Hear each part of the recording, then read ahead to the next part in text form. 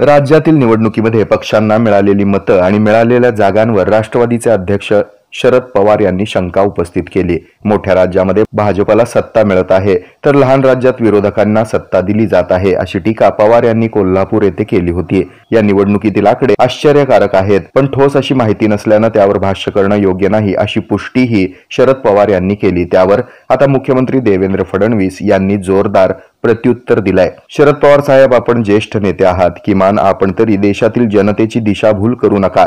जास्त मतं मिळूनही कमी जागा कशा? 2024च्या लोकसभेत काय झालं ते पाहू, असं फडणवीस यांनी म्हटलंय। 2019च्या लोकसभेचं उदाहरण तर फारच बोलकं आहे। काँग्रेसला 87,92,237 मतं आणि 1 जागा, तर तत्कालीन राष्ट्रवादीला 83,87,363 मतं होती आणि जागा 4 आल्या। त्यामुळे पराभव स्वीकारला तर यातून लवकर बाहेर याल, असंही देवेंद्र फडणवीस यावेळी म्हणाले। तुम्ही तरी आपल्या सहकाऱ्यांना आत्मपरीक्षण करण्याचा सल्ला द्याल अशी अपेक्षा आहे, असंही राज्याचे मुख्यमंत्री देवेंद्र फडणवीस यांनी ट्विटमध्ये म्हटलं आहे।